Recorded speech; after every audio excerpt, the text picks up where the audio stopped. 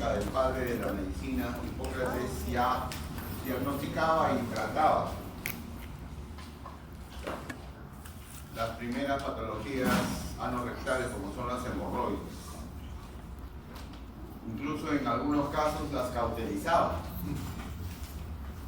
Posteriormente, después de Cristo, hasta los años 200 después de Cristo, aparecieron algunos cirujanos que dieron algún progreso con respecto al diagnóstico y al tratamiento de las patologías anorrectales.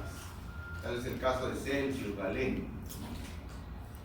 Ya en el siglo XIII, en la época medieval, un conjunto de anatomistas como Lanfranc, Guy de Chauliac, Mondeville, etc., le dieron el toque característico a la región donde se presentaban estas patologías anorrectales, o sea, el toque anatómico.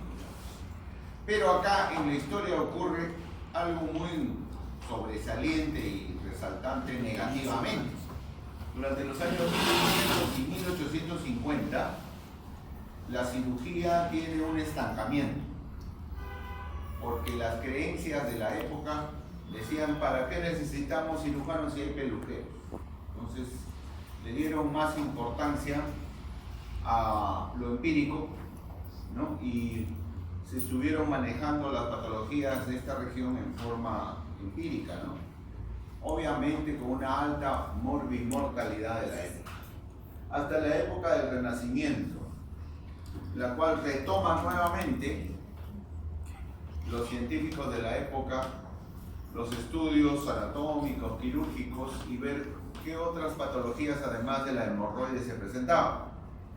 Es así que hacia el siglo XVIII hasta el siglo XIX, como ven, ya comienza el desarrollo de la ciencia hasta nuestro actual siglo XX-XXI, en el cual ya, aparte de los conceptos anatómicos y quirúrgicos antiguos, se añade la tecnología moderna. Entonces, cumplen un papel importante en la historia estos dos señores, Ferguson y Milligan y Morgan, que sobre todo Milligan y Morgan, que hasta la actualidad ideó la técnica quirúrgica que se está usando para las hemorroidectomías. Entonces, sobre todo abiertas, no laparoscópicas, sino la técnica abierta. La técnica de Milligan y Morgan se practica hasta la actualidad con buenos resultados. ¿Okay? Entonces, de esa manera, pues, las patologías anorrectales van a ser clasificadas en 5 grandes grupos. Los procesos vasculares, que son los más frecuentes, las hemorroides. Los procesos infecciosos o inflamatorios, donde están los abscesos, las fístulas. Las ulceraciones, donde tenemos a la fisura, que es la entidad más representativa. Las tumoraciones benignas de la región, como son los prolapsos o prosidencias del recto. Y finalmente, en los últimos 10 años se hace frecuente los traumatismos de la zona. De todas ellas, las 4 más importantes y más frecuentes son las hemorroides a la cabeza, la fisura anal, el absceso y la fístula. Entre las 4 constituyen casi al 85 a más por ciento de toda la patología anorrectal. También es importante mencionar que, como toda entidad o toda enfermedad propia del colon que sangra, estas también sangran, pero constituyen un mínimo porcentaje de hemorragia digestiva baja, como es un 10% nada más. Entonces, refrescando los conceptos anatómicos tanto para varones como para mujeres, queremos decirles que el recto, como ven ustedes acá, es la última porción del tubo digestivo y que comienza a partir de la vértebra sacra tercera, S3, hasta el margen del ano. En todo este espacio, el recto tiene aproximadamente entre 15 y 18 centímetros. Y lo característico es de que, como ven ustedes acá o aquí también, presenta unos repliegues hacia la luz. Son repliegues propios de la mucosa. Son las llamadas válvulas de Houston. Antiguamente se llamaban Houston, pero ahora se llaman válvulas rectales. Generalmente se encuentran tres, una superior, una media y una inferior. Forman parte estos repliegues del sistema esfinteriano que presenta esta vista. El recto en sí, como ustedes saben, tiene sus capas, ¿no?, que forman la pared, desde la luz, la mucosa, la submucosa, la capa muscular, que es muy importante, y finalmente la serosa o adventicia. El tercio superior del recto, esta porción, es cubierta por peritoneo. Los 2 tercios inferiores no, son pélvicos. Ojo con eso. Bien. Otra característica importante es que los últimos 5 centímetros del recto, cerca del margen del ano, tienen muchas características sui generis de la zona, de la región.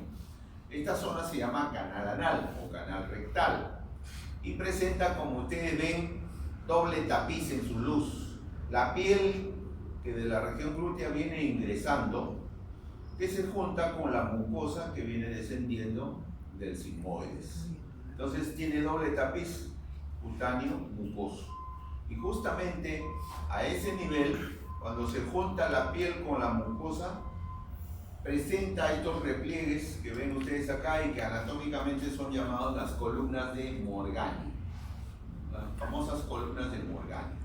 Entre columna y columna existen estos espacios que se llaman las criptas de Morgani, que son las zonas donde, donde se inician los abscesos rectales, donde se comienzan las fístulas anorrectales. Además de esta característica del canal anal, también presentan un conjunto de vasos venosos, arteriales y musculares, que son los llamados plexos, ¿no?, los plexos venosos hemorroidales. Hay un plexo bien al margen del ano, cerca de la piel, que es el plexo hemorroidal externo, y otro plexo hemorroidal interno, más arriba. ¿Okay? Justo el límite entre piel y mucosa en el canal anal recibe el nombre de línea pectínea. Eso significa que los paquetes hemorroidales que se encuentran por encima de la línea pectínea son suprapectíneos, y los que se encuentran por debajo son infrapectíneos. ¿Okay? Para catalogarlos de esa manera. Ahora, no contento con eso, el canal anal presenta además una característica en su pared muscular. Como ven ustedes acá, las capas que llegan hasta el margen del ano, las capas musculares, son la proyección o la prolongación de la capa de la pared del colon sigmoides. ¿Se acuerdan que estas fibras son fibras lisas, fibras musculares lisas, longitudinales externas y circulares internas? Esto llega hasta el margen del ano, en esta porción más interna, y se le denomina esfínter anal interno, o también llamado involuntario, porque es fibra lisa. En cambio, por fuera, ven ustedes otra capa que refuerza la primera, ¿no?, pero que ya no es dependencia de la pared del colon sigmoide, sino que depende de este gran músculo que ustedes ven acá, que también se denomina el diafragma pelviano, comúnmente llamado elevador del ano. ¿Okay? Este sí está constituido por fibra muscular estriada, o sea, voluntaria, y lleva, como ven, a conformar en la parte del canal anal el esfínter anal voluntario o externo. ¿De acuerdo? Entonces hay dos esfínteres, el esfínter interno y el esfínter externo. El interno es involuntario y el externo es voluntario. Son características, entonces, como les repito, de esta última porción. También es importante en el recto las relaciones que presenta, tanto en el varón como en la mujer. Acuérdense que cuando uno hace el tacto rectal, ingresa al canal anal y puede palpar estructuras que se encuentran por delante. Por ejemplo, la próstata. ¿Okay? Por eso que el urólogo siempre hace su tacto rectal para ver la consistencia prostática, ¿no? Y también puede palparse la vejiga. ¿Okay? Aparte de eso, la vesícula seminal que está por ahí. En cambio, en las damas es diferente, ¿no? Hacia adelante podemos palpar nosotros los anexos, el útero, las trompas y los ovarios. Esta imagen les muestro para nuevamente recalcarles las capas esfinterianas musculares que presenta esta última porción, las columnas de Morgani, las criptas de Morgani, la porción pectínea, o pectin llamado así, que es la zona del canal anal recubierta por piel. Y más arriba las válvulas de Houston. Ahí tienen ustedes, en una vista más aumentada, la presencia de los esfínteres. En cuanto a la irrigación, esta víscera es ricamente vascularizada. Acuérdense por anatomía que el recto recibe 3 arterias, las arterias llamadas hemorroidales. La hemorroidal superior, que nace de esta, que sale de la aorta, es de la mesentérica inferior, y origina una primera hemorroidal, la hemorroidal superior o rectal superior, que está acá. Luego tenemos ya en la pelvis, vamos a tener 2 hemorroidales más. Una que sale de la hipogástrica o arteria ilíaca interna, que es la hemorroidal media o rectal media, y otra que sale de la pudenda. ¿De acuerdo? La pudenda interna es una rama también de la hipogástrica que origina la hemorroidal inferior, que exclusivamente va a irrigar el canal anal. A exclusividad. Okay. Además de estas 3 grandes arterias, tenemos una largota que viene descendiendo por acá, que es una rama de la aorta y que se denomina sacra media, que va a irrigar la cara posterior del recto. En cuanto al drenaje venoso, decimos que el tercio superior, que es peritoneal, está revestido por peritoneo, va a drenar su sangre, la sangre venosa, directamente hacia la vena hemorroidal superior y por ende hacia la vena mesentérica. Acá está, esta es la vena mesentérica inferior. Acuérdense que la vena mesentérica inferior es un afluente del sistema porta.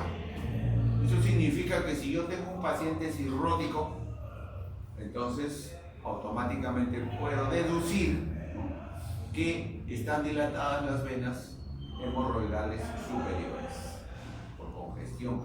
Por lo tanto, puedo tener hemorroides internas, ¿okay?, a ese nivel.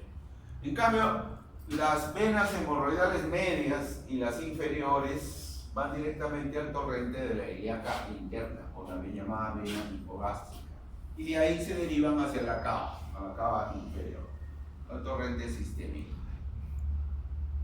Ahí tienen los 2 plexos que les mencioné, el plexo hemorroidal superior y el inferior, o interno y externo. Estos plexos, para el conocimiento de ustedes, no son solamente venas, también hay arteriolas, también hay fibra muscular, ¿ok? Y el conjunto de todos estos elementos se denomina plexo hemorroidal. Cuando estos plexos se inflaman, entonces se produce la llamada enfermedad hemorroidal, ¿ok? Entonces la enfermedad hemorroidal es un conjunto, ¿no?, de manifestaciones clínicas que presenta la persona porque se produce la congestión, dilatación, aumento de volumen de los cuerpos o plexos, llamados también cuerpos cavernosos vasculares, etc. Así se le llama a los plexos venosos hemorroidales. Entonces, cuando se produce la enfermedad hemorroidal, comienza la patología hemorroidal, que la tienen acá, ¿cierto? Es una patología muy frecuente, ¿no?, en nuestro medio. No hay estadísticamente diferencia entre varones y mujeres, no hay ninguna diferencia, pero sí de la población en Norteamérica, por ejemplo, es cerca del 5%. Está la incidencia, ¿no? Lo que sí es importante deducir que cuanto mayor sea la persona, más posiblemente tenga hemorroides. Por encima de los 50 años ya la incidencia de esta patología se incrementa, ¿okay? Hay factores que predisponen a las hemorroides, el estreñimiento a la cabeza, ¿no? Es importante consignar estos factores en la historia clínica. Acuérdense, siempre hay que preguntar cuánto tiempo no hace la deposición, ¿no? Hay gente que no hace una semana, 15 días, ¿no? Entonces estamos frente a un estreñimiento crónico. El factor hereditario es mínimo, pero se da, hay familias enteras que sufren de hemorroides. Y la posición también juega un papel importante. Hay gente que todo el día en su trabajo nunca se sienta, ¿no? Menos se echa, por supuesto. Entonces paran generalmente de pie. Entonces esa posición conduce, predispone a un incremento de la presión intraabdominal, por lo tanto las hemorroides. O los pacientes con diarreas crónicas y todo lo que incremente la presión intraabdominal. Como les decía, cuando los paquetes hemorroidales se encuentran por debajo, son infrapectíneos, ¿okay? Y cuando se encuentran por encima de la línea pectínea, son suprapectíneos. En el caso de las hemorroides internas, estas de acá, suprapectíneos, como ustedes ya me habrán escuchado, a nivel de la mucosa rectal la inervación cambia. No es lo mismo la inervación que en la parte inferior del canal anal, que está revestido por piel.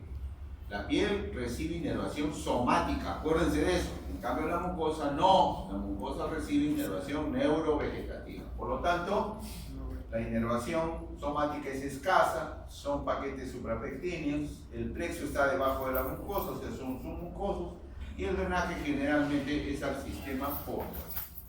En el caso de las hemorroides externas, son infrapectíneas. Acá sí hay una rica inervación somática porque está tapizado por piel, por lo tanto estas duelen más. Las hemorroides son las que más duelen. El plexo es subcutáneo y el drenaje venoso es hacia el torrente sanguíneo sistémico de la cara. Entonces ahí están los dos tipos de hemorroides: hemorroides internas y hemorroides externas.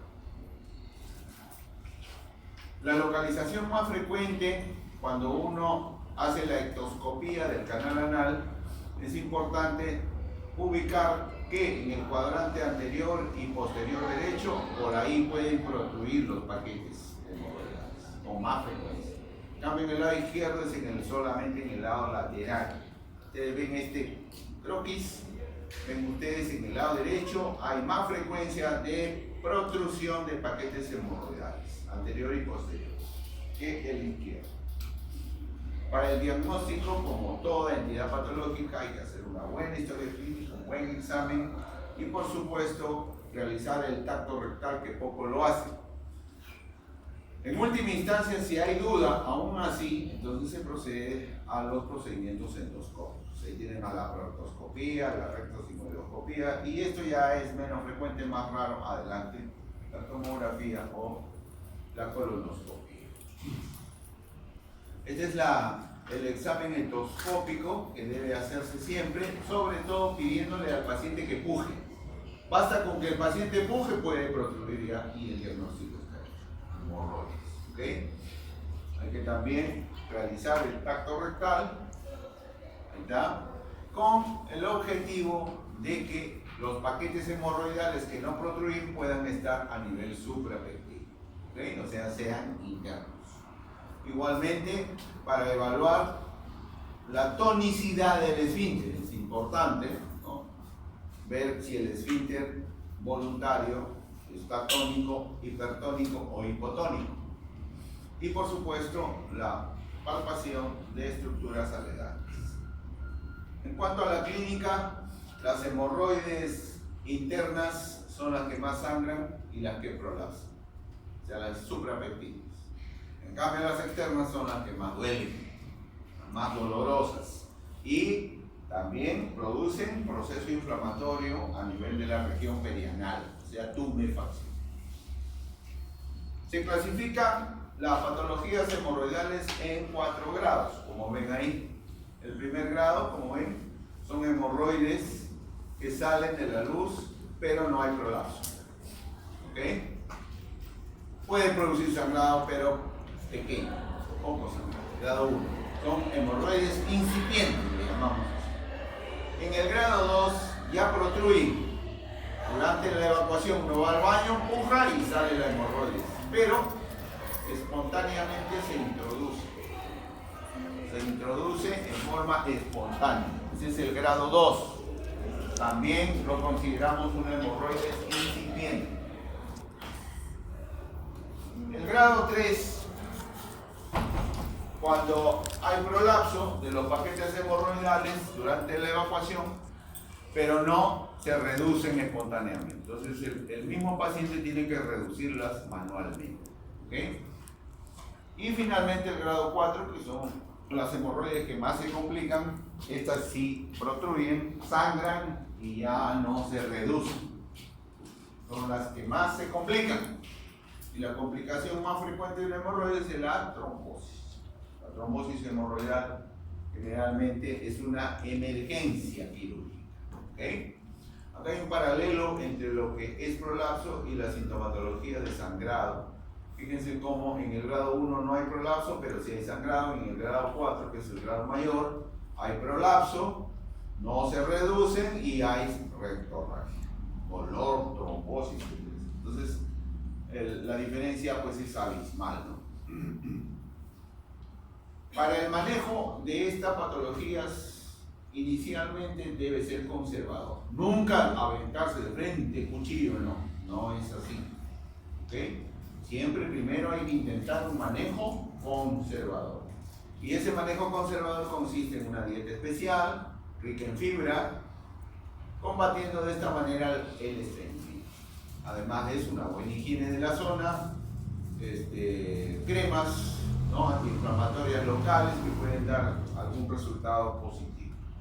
Pero obviamente cuando ya se ha complicado, cuando está trombosado, y no van a iniciar pues un manejo conservador. Definitivamente ahí ya es quirúrgico. Entonces, ¿por qué se caracteriza una trombosis hemorroidal? Porque es del grado 4, porque hay prolapso, porque hay sangrado, y esto es importante, porque hay gran hipertonía del esfínter. Ustedes hacen el tacto rectal y lo hacen saltar hacia el pecho. ¿Okay? Está intocable esa zona. Entonces hay que calmarle el dolor. Cuando le calmen el dolor a un paciente con trombosis, se lo va a agradecer toda su vida. Es terrible, el dolor es insoportable.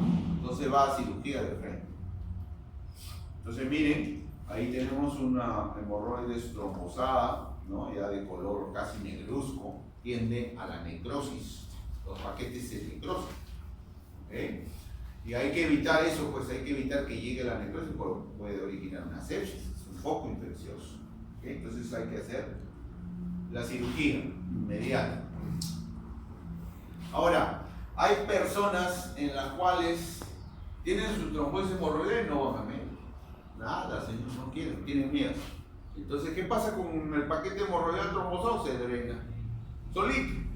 Con tanto pujar, sale el trombo, sale el coágulo, pero sale parcialmente. Y si sale parcialmente, entonces deja una secuela. Esa secuela se llama plicoma. Cuando vean un plicoma es porque ha habido una trombosis hemorroidal mal drenada. ¿Okay? Entonces, este es el tratamiento inicial, y posteriormente se espera pues unos 7 días, ¿no?, con el tratamiento, y luego va a la cirugía. Ahí tienen los paquetes hemorroidales. Ese es el plicoma, miren, la flecha está señalando un plicoma. ¿Ven? Así se queda, es como una secuela, es un repliegue que queda de la mucosa, del paquete hemorroidal mal drenado. Con respecto al manejo, el grado 1 y el grado 2, que son hemorroides incipientes, tenemos tratamiento conservador, o sea, dieta, ablandador de heces, etcétera, etcétera. Pero también, si ustedes quieren evitar que esa persona llegue a la trombosis, se puede hacer esto, ligadura con banda elástica. Cuando el paciente está tranquilo, está asintomático, y no se preocupe, yo le saco esos paquetes hemorroidales para que después no venga con problemas, ¿no?, de trombosis. Entonces se aplica un un instrumento que se llama la pistola, ¿no? Que ingresa al paquete hemorroidal, como van a ver, y lo liga en su base. Se llama ligadura con banda elástica. Puede hacerse eso, pero fíjense, solamente hasta el grado 3 nada más. A partir de acá para abajo ya es cirugía, ya comienza la cirugía. La cirugía de la hemorroide se llama hemorroidectomía, ¿ok? Y por supuesto cuando ya hay trombosis ni hablar, la decisión. Una cosa es el tratamiento de la trombosis hemorroidal inicial y otra cosa es el tratamiento definitivo. ¿Cuál es el tratamiento inicial para una trombosis? La exéresis del trombo, o sea, la trombectomía. ¿Ok? Acá se hace trombectomía con anestesia local. Ese es el tratamiento inicial para calmarle la sintomatología, o sea, el dolor. Pero cuando se quiere hacer un tratamiento definitivo, ya hay que hacer la decisión de todo el paquete hemorroidal, o sea, la hemorroidectomía. Yo creo que está claro.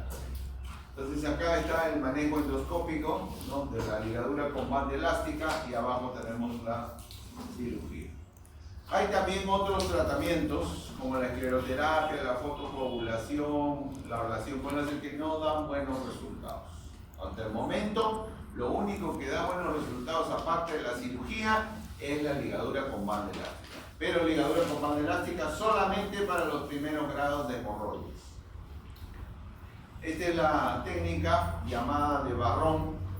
Este es el instrumento que se utiliza. Como ven, asemeja una pistola que en el extremo tiene una ligadura. Entonces ustedes dilatan con el espéculo rectal, se dilata el ano e ingresan con el instrumento hasta el paquete hemorroidal. Ingresan hasta el paquete hemorroidal y disparan una ligadura. De tal manera que el paquete hemorroidal queda así, ligado en su base. ¿Eso qué implica? La deprivación de su irrigación, por lo tanto se necrosa esta zona y sale con la evacuación. ¿Okay? Entonces, pero como les repito, eso no se hace en todos los tipos de hemorroides, solamente en las hemorroides incipientes, nada más. Ahí tienen ustedes, fíjense, estas ya son hemorroides prolapsadas, sangrantes, ahí ese paciente va a la cirugía.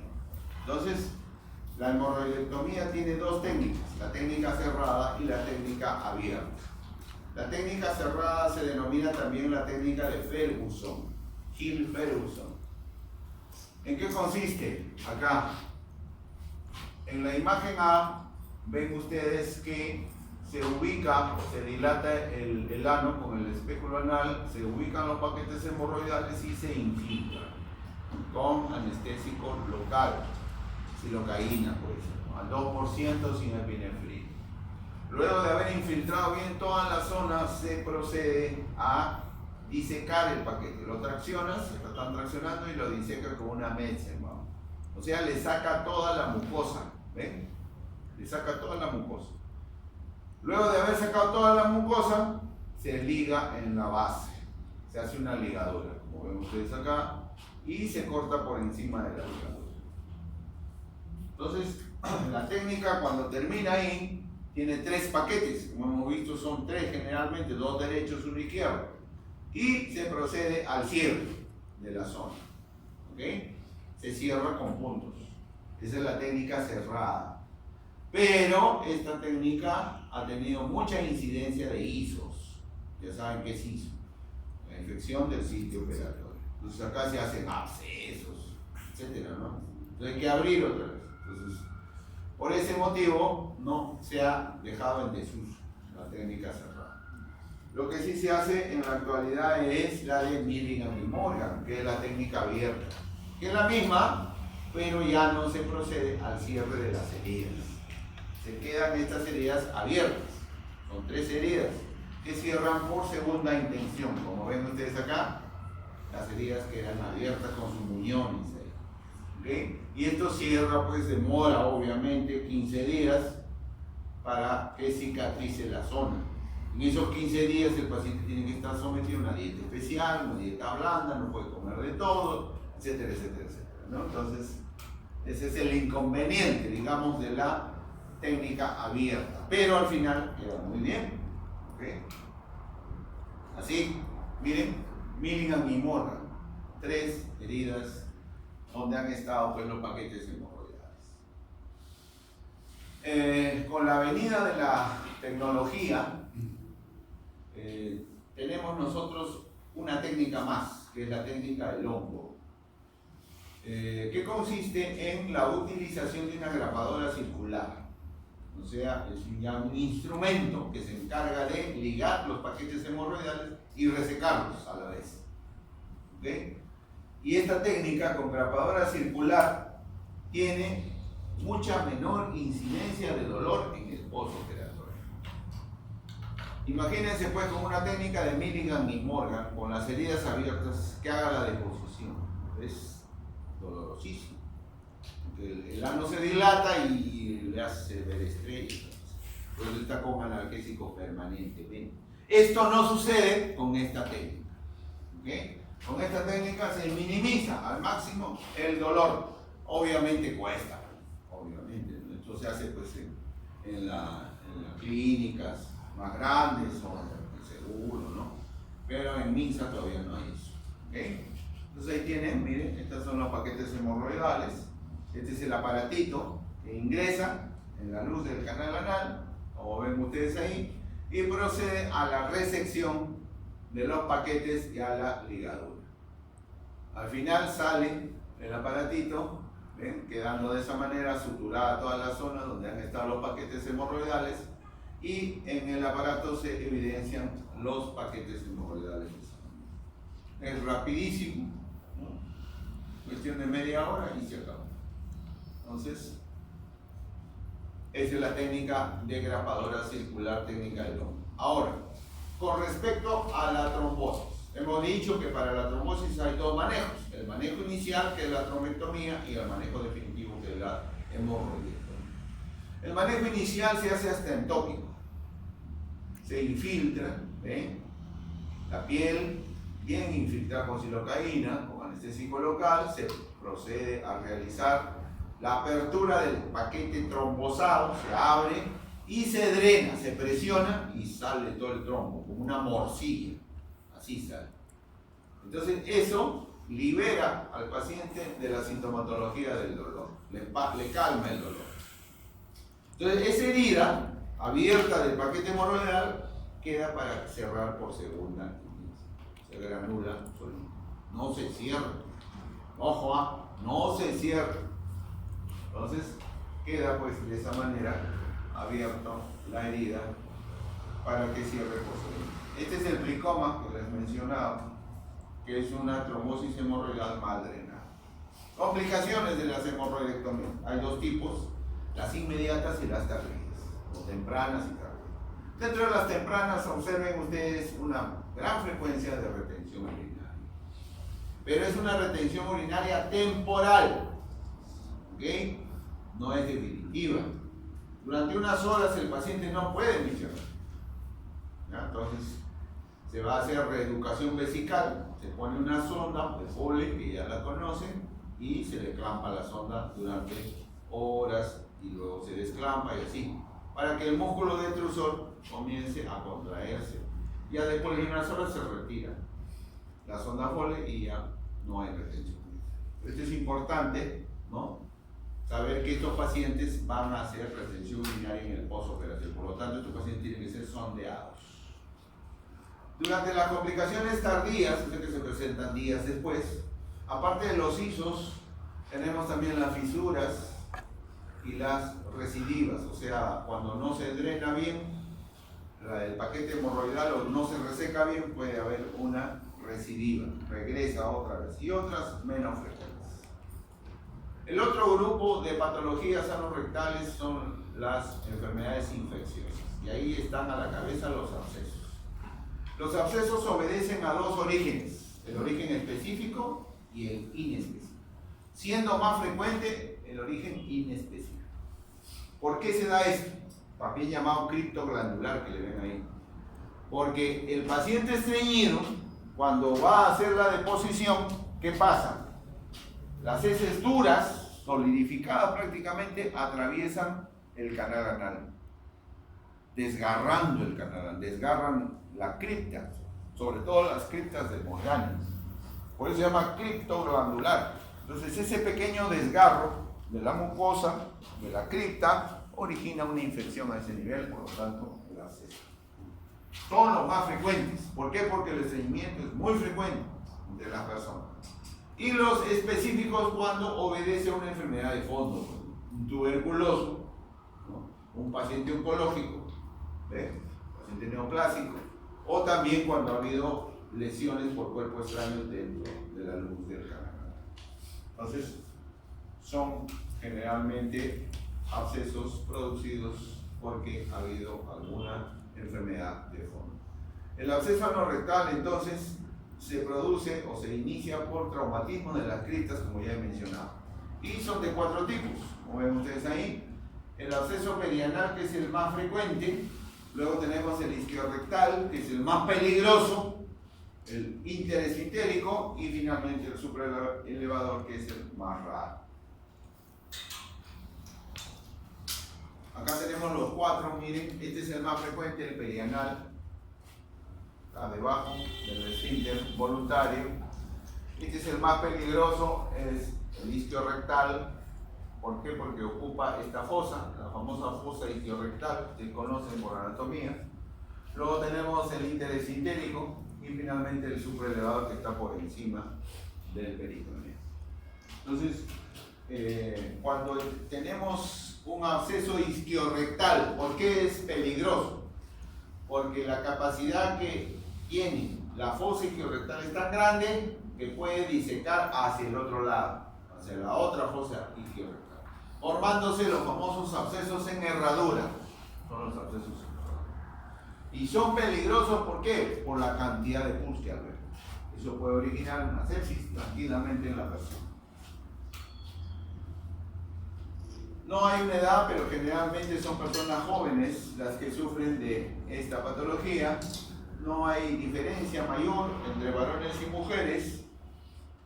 Y los factores que pueden predisponer son, pues, como ustedes ven, enfermedades de fondo sobre todo. Pero a la cabeza tenemos el estreñimiento.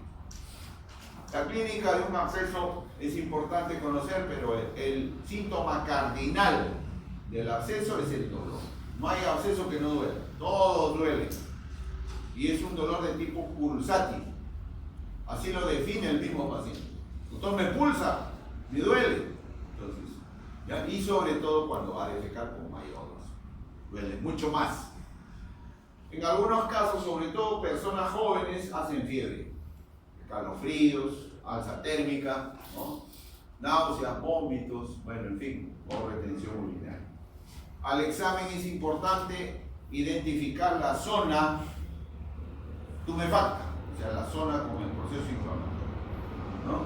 La zona de tumefacción, hay flebosis, o sea, hay enrojecimiento en la región perianal. Ahí tienen, miren, la imagen de un absceso. Y sobre todo, si ustedes agarran con el guante y presionan acá, se queda la huella.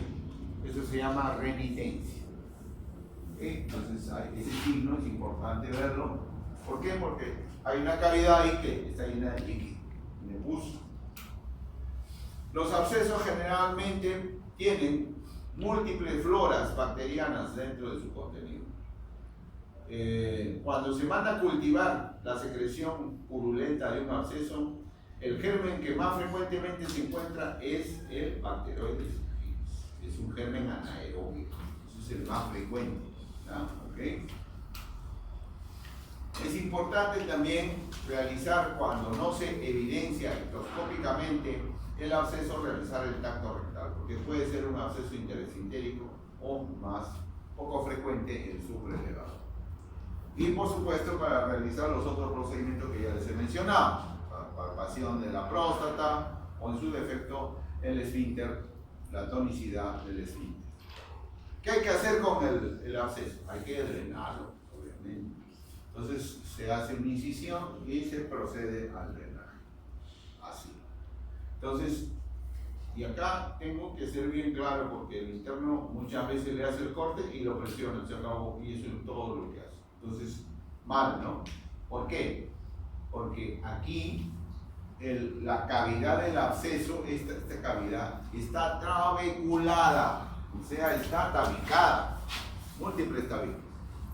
Y si uno no mete una pinza, como ven ustedes ahí, para romper las trabéculas, entonces se queda una cavidad confusa ahí y vuelve a aparecer el absceso.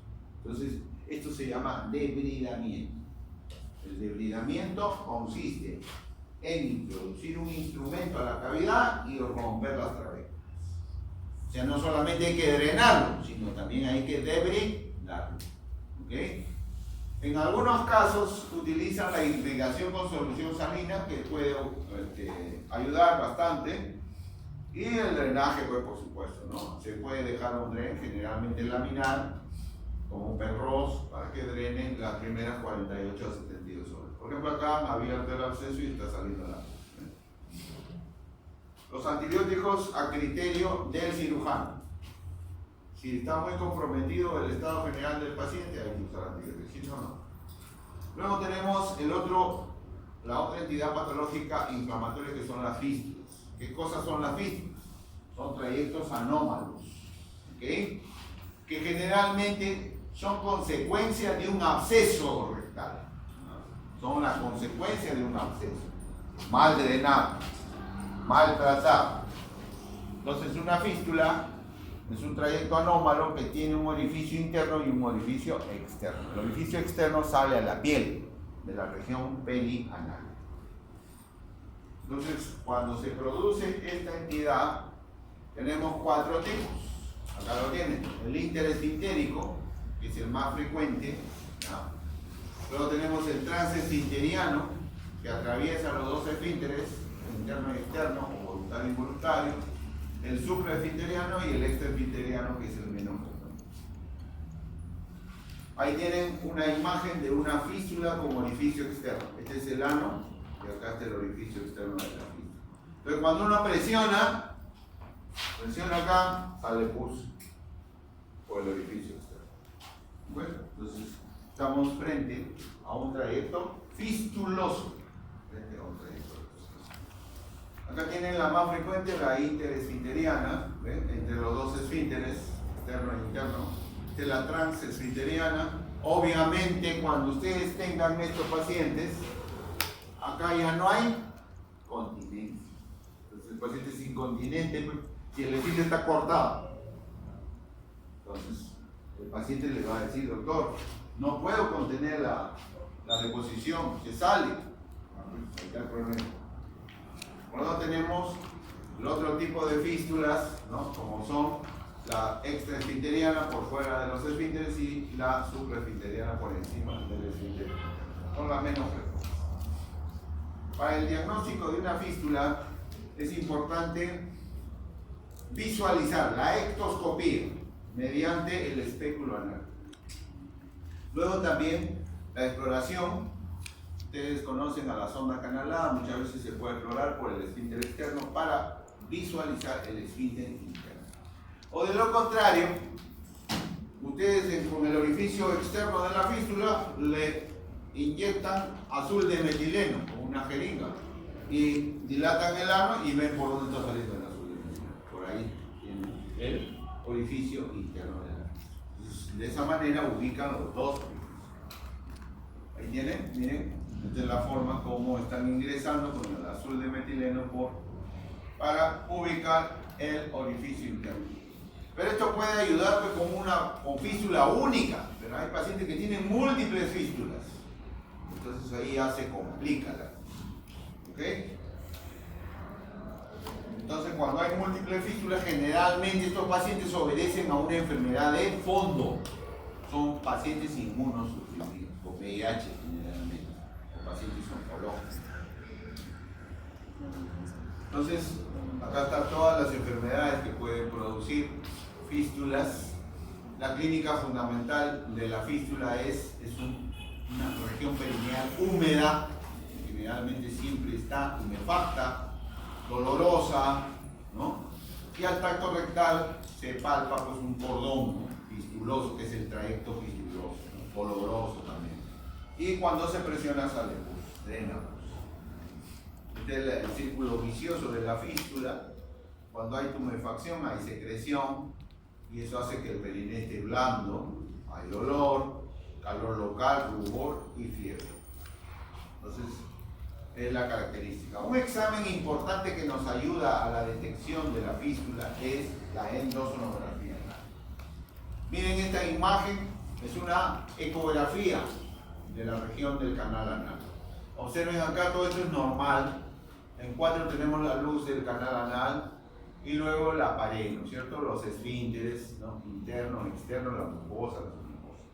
Pero cuando uno obtiene una imagen como esta, ven ustedes que la pared ya tiene una anfractuosidad, ya no es homogénea, como dice. Esto nos está hablando claramente de un trayecto fistuloso anal. Algunos utilizan esta regla para la ubicación del orificio interno de la fístula, la regla de Gottshall. ¿En qué consiste la regla de Gottshall?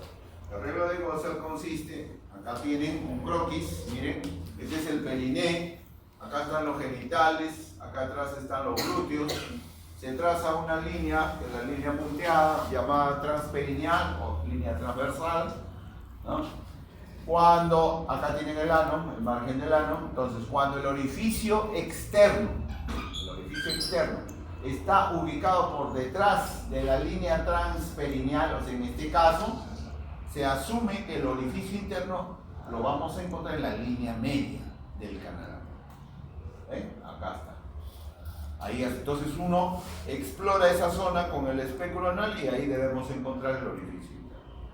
Cuando el orificio externo está por delante de la línea transperineal, o sea, en este caso, entonces el orificio interno está directamente en forma radial hacia el margen del ano. Ustedes trazan un radio hacia el margen del ano y ahí van a encontrar el orificio interno de la fístula. Gottshall vale siempre y cuando el orificio externo no diste más de 3 centímetros del margen del ano. Si está a 5 centímetros, Gottshall no vale para nada. ¿Ok? Siempre tiene que estar como máximo a 3 centímetros del margen del ano. Menos también puede valer. Pero más no. Gottshall lo mismo. Y acá hay un paciente con múltiples fístulas. Pero lleno de fístulas. Hay que evitar llegar a esto. En el caso de las damas, es horrible ver una fístula que se ha abierto hacia el introito vaginal. ¿Veis? ¿Por qué? Porque acá hay gran contaminación. Y por acá sale pus, heces, y se introduce a la vagina, y a eso origina una especie de cloaca, en otras palabras. Entonces acá ya la cirugía tiene que imponerse, ¿no? Cuando la fístula es única e incipiente, se puede dar este tratamiento, el tratamiento médico, ¿no? Sobre todo antibiótico-terapia, para combatir lo que fue un absceso perineal, ¿cierto? Un absceso anal. O sea, antibióticos para anaerobios. No solamente el metronidazol, también tenemos a la clindamicina como otro antibiótico que podemos usar. En otros países usan este anticuerpo monoclonal que puede cerrar la fístula, pero no hay estudios científicos que validen este producto, el llamado Inflimax. Acá no lo tenemos todavía en el mercado. ¿Qué objetivos tenemos con el tratamiento quirúrgico? Primero, preservar la continencia, o sea, evitar que el paciente salga de la cirugía incontinente. O sea, no hay que lesionar el esfínter. Uno, evitar la recidiva. Nuevamente se abra la fístula. Y tercero, acortar el restablecimiento, o sea que el paciente rápidamente se restablezca su trabajo habitual. Entonces, cuando se va a tratar las fístulas, hay dos tipos de tratamiento: las fistulotomías y las fistulectomías. ¿En qué consiste una y otra? La fistulotomía consiste en exclusivamente abrir el trayecto fistuloso y curetearlo, pero no sacarle el trayecto. Lo dejan ahí, solo lo curetean, lo raspan hasta que sangre y eso cierra por segunda intención. En cambio, la fistulectomía, acá dice fistulotomía, apertura del trayecto fistuloso, la fistulectomía ya implica hacer la exéresis en bloque de todo el trayecto, sacar todo. ¿Ok? También tenemos una buena técnica que está dando buenos resultados para fístula única, el cetón. La técnica del cetón está dando muy buenos resultados, pero cuando es fístula única, estoy hablando claro, y cuando es fístula múltiple, ya usamos cirugía más grande, cirugía reconstructiva, colgamos la técnica de plug, y a eso en conjunto con un cirujano plástico. Entonces acá tenemos, miren, en esta imagen, la fistulotomía, aperturar el trayecto fistuloso y dejarlo así, para que granule y cierre por segundo. En cambio, la fistulectomía implica sacar todo, en bloque. Ahí tienen, se explora todo el trayecto fistuloso, se apertura y se le hace una orla, o sea, un suryen por todo el borde y se deja así abierto, pureteado. ¿Okay? Bien limpio. Y eso hay que curarlo a diario. Pues. Esa herida tiene que curarse a diario. Todo lo que. Eso es fistulotomía. Pero no se hace mucho fistulotomía. ¿Por qué? Porque hay complicaciones. ¿Ya? La fistulotomía generalmente lesiona el esfínter y el paciente sale incontinente. Entonces ahí quedan los trabajos. Fíjense, en varios trabajos de investigación, miren la incontinencia, alteraciones de la continencia, 53% en estos casos, 42% en estos, 38% es muy alto, demasiado. O sea, la fistulotomía cursa con incontinencia. Por eso se prefiere la fistulectomía, que es un procedimiento más cruento, sí, pero más efectivo. ¿Okay? O sea, la exéresis de toda la zona. ¿Ven? Así queda una herida grande que no se cierra, obviamente, que va a cerrar por segunda intención. Una exéresis de todo el trayecto fistuloso. Esta es la técnica del cetón, también llamado sedal, que consiste en pasar una hebra de nylon, de seda, de un material no absorbible, por el orificio externo y sacarlo por el orificio interno. Entonces salen dos hebras acá, ¿ven? Ahí está, una por el margen del ano y otra que ingresa por el orificio externo. Entonces con estas dos hebras hago un nudo yo, acá hago un nudo y lo ajusto bien, y ahí lo dejo. El paciente se va a su casa y viene a control. Cuando viene a control, el nudo se aflojó. ¿Qué hago? Lo ajusto más y así, múltiples veces, 5 o 6 veces. Al final, el paciente trae su nave, se salió, ya cortó. ¿Qué se ha hecho entonces con este procedimiento? Con este procedimiento se ha hecho una resección progresiva, lenta, dando lugar a que el espacio que quede rellenado con tejido conjuntivo fibroso, evitando de esa manera la incontinencia. Es una técnica que solo se usa para fístulas únicas. Ahí está, miren, ese es el cetón. Muy buenos resultados con esta técnica. Esta es la fistulotomía. Y estos son los colgajos. Ya. Cuando hay fístulas múltiples, como les decía, ¿no? Se usan ya colgajos de la región de la nalga para colocarlos, ¿no? A nivel de la herida que queda, ¿no? Colgajos, la técnica de flujo. Últimamente se está usando esta sustancia que es el tapón, llamado para la fístula única también, ¿no? Pero no tiene todavía resultados que puedan evidenciarse, ¿no? Es una sustancia esclerosante que cierra, que pega el trayecto fistuloso.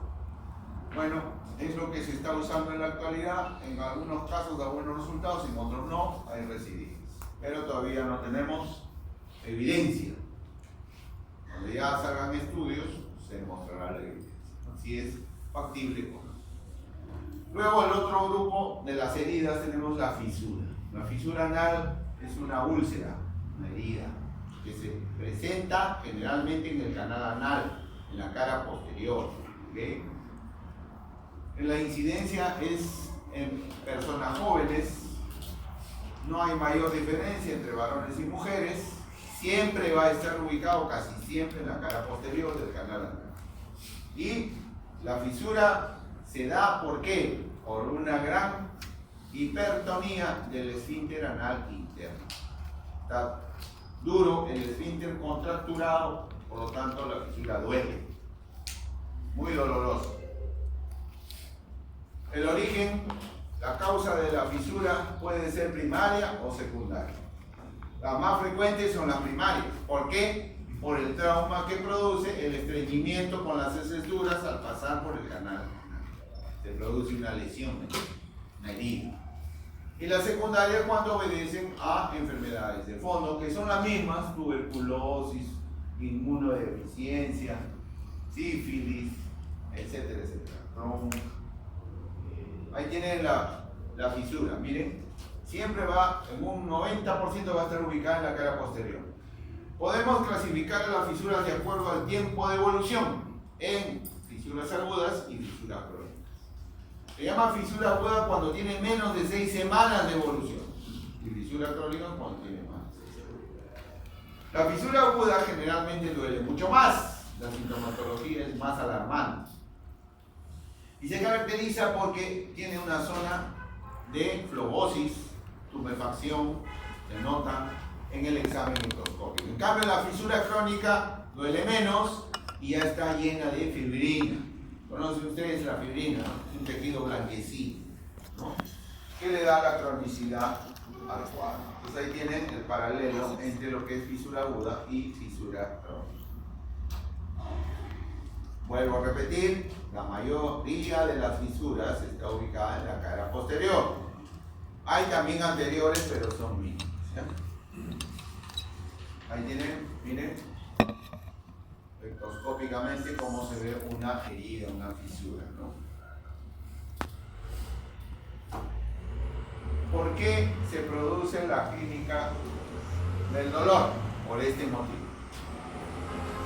Cuando hay estreñimiento, las heces duras, como ya les he mencionado, atraviesan el canal anal y cuando pasan a través del esfínter producen abscesos, fisuras, etc. ¿Ok? Y esto conduce a una respuesta del esfínter anal interno, o sea, el involuntario. ¿Cuál es la respuesta? Se contrae. O sea, hay una hipertonía de este esfínter. ¿Esto qué origina? Esto origina una disminución del riego de esa zona. Por lo tanto, difícilmente cicatrizan. O cicatrizan a la larga, mucho tiempo de evolución. Casi no cicatrizan esas heridas. ¿Okay? ¿Qué origina además? Dolor. ¿Qué más origina? Que no haya buena relajación del esfínter. Entonces, estas tres características que son originadas por la gran hipertonía del esfínter interno, finalmente producen pues alteraciones en la defecación, dificultad en la cicatrización, etc. Entonces, ¿qué hay que hacer acá? ¿A dónde hay que ir para tratar a la fisura? Al esfínter interno. Hay que cortarlo. O sea, romper con la hipertonía. Y ahí va orientado el tratamiento quirúrgico. El tratamiento quirúrgico se llama la esfinterotomía lateral interna. Esta es la clínica, el dolor, síntoma cardinal de una fisura, ¿no? Al tacto se palpa pues una solución de continuidad, puede haber sangrado mínimo, ¿no? Muy poco sangrado, mucho dolor. Entonces ahí está la fisura, se puede diagnosticar mediante la ictoscopía. Como toda patología no rectal, hay que iniciar el tratamiento con un tratamiento conservador. Ablandador de heces, baños de asiento, calor local, analgésicos, etc. Pero se le da un tiempo, 10 días. Si en 10 días no pasa la sintomatología, ahí va a la cirugía el paciente. ¿No? Este es el tratamiento médico, entonces. Este es el tratamiento quirúrgico, el que nos interesa. Se denomina esfinterotomía lateral interna. Puede ser sacando la fisura o dejando la fisura. Si se saca la fisura, con fisurotomía. deja la fisura sin fisura. Hay dos técnicas, la técnica cerrada y la técnica abierta. La cerrada ya no se usa, ¿por qué? Porque es una maniobra ciega. Metes el bisturí a través del margen del ano, pero puedes lesionar el esfínter voluntario y lo dejas incontinente. Entonces ya no se usa. Esta es la que no se usa. ¿Ven? Miren cómo sin ver el esfínter, a través de la piel ingresa para cortar el esfínter anal interno. Pero puede haber lesión de este también. Uno nunca sabe y lo dejas incontinente al paciente. Esta es la que se utiliza, la técnica abierta. Se diseca, como ven, con el espéculo anal, se dilata el ano, se diseca la mucosa, se llega al esfínter anal interno y se lo corta. Se acabó. Visualizando en la parte posterior el esfínter voluntario o externo, sin tocar. ¿Ok? Solamente se secciona el involuntario.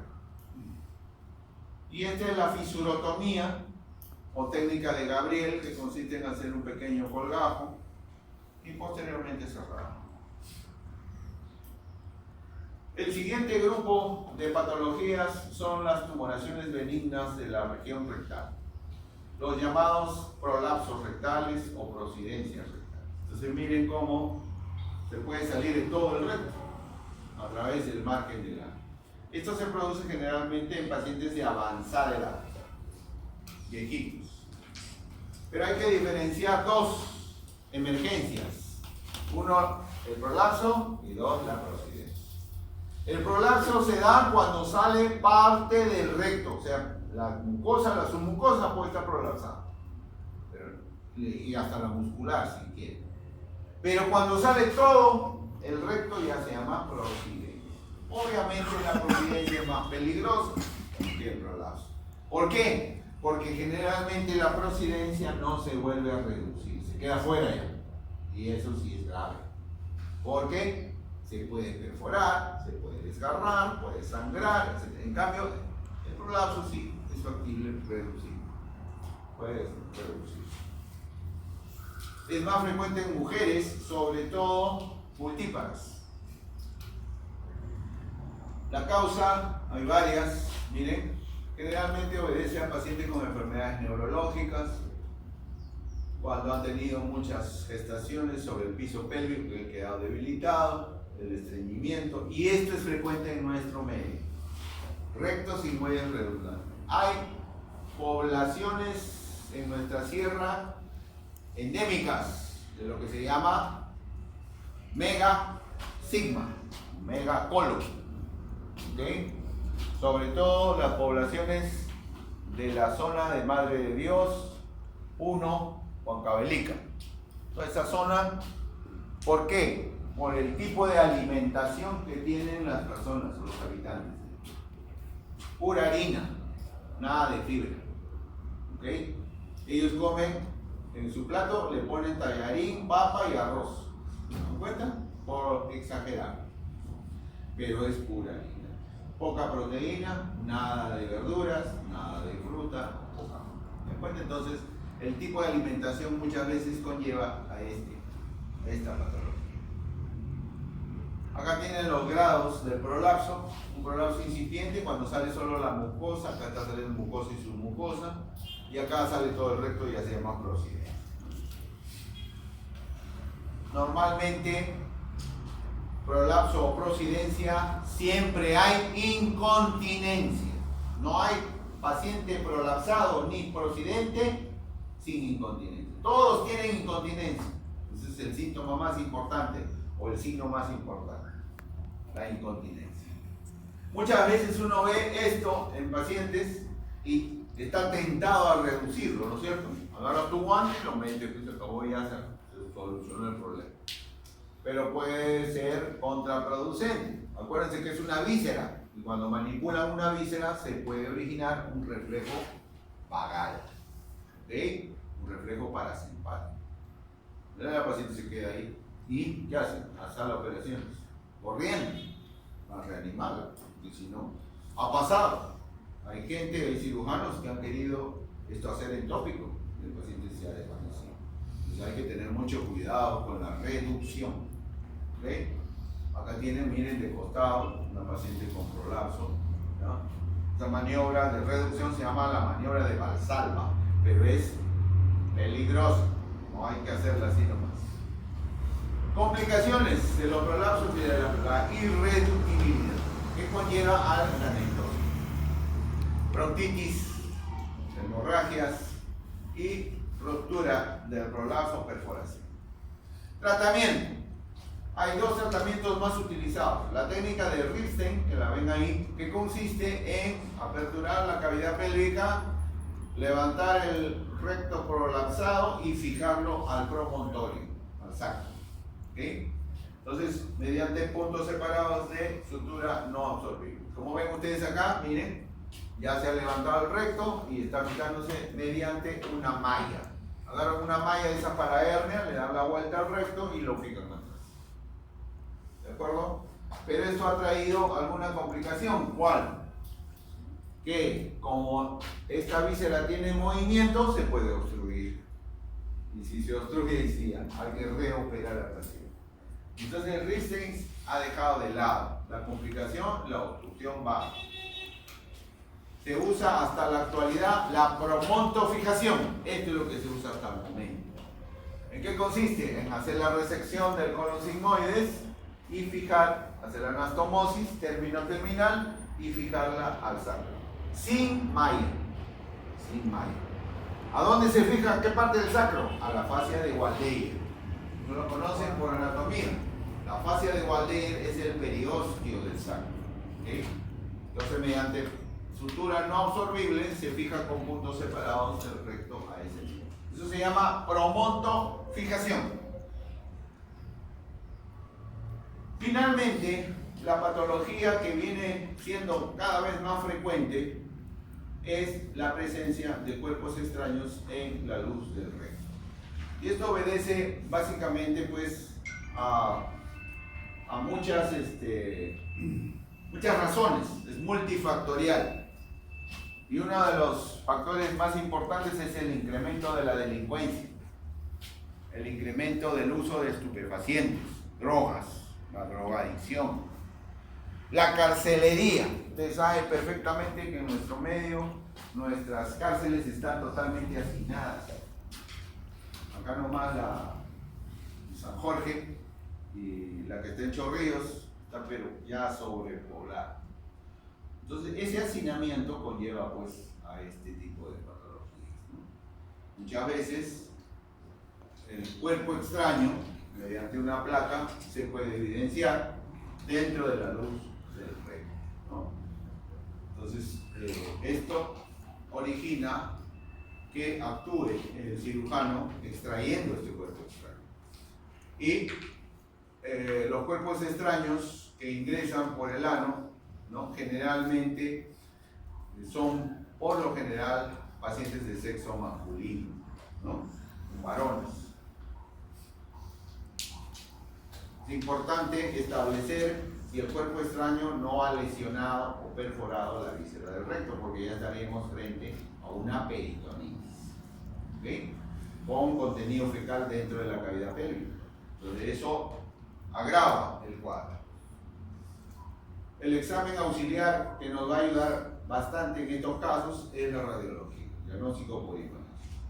Sobre todo cuando el cuerpo extraño es radiopaco, se puede evidenciar, ¿okay?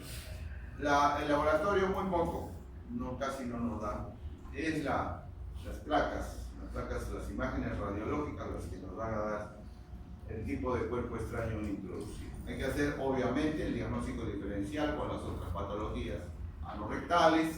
Claro, el paciente que viene por este motivo no le va a decir, doctor, tengo un cuerpo extraño en el recto, sáquemelo.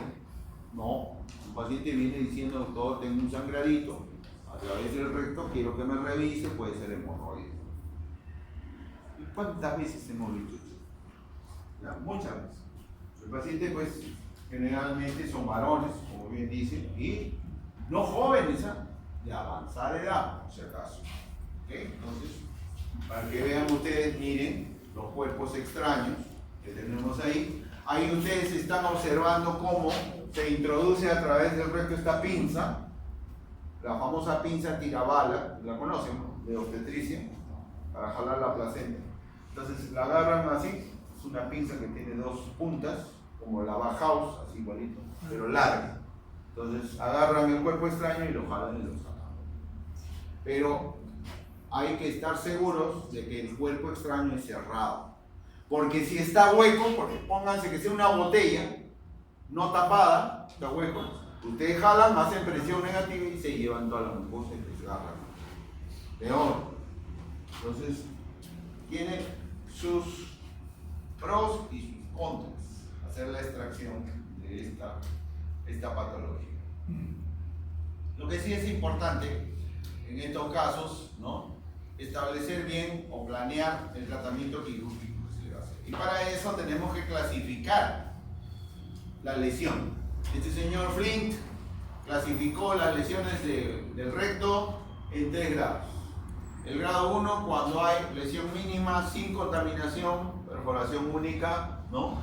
Entonces hay que cerrar nomás la perforación y se acaba. Y drenarnos.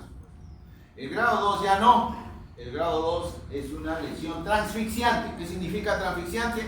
Que ha perforado las dos caras, la cara anterior y la cara posterior. Entonces ahí ni hablar. Hay que hacer una ostomía, una colostomía desfuncionalizada.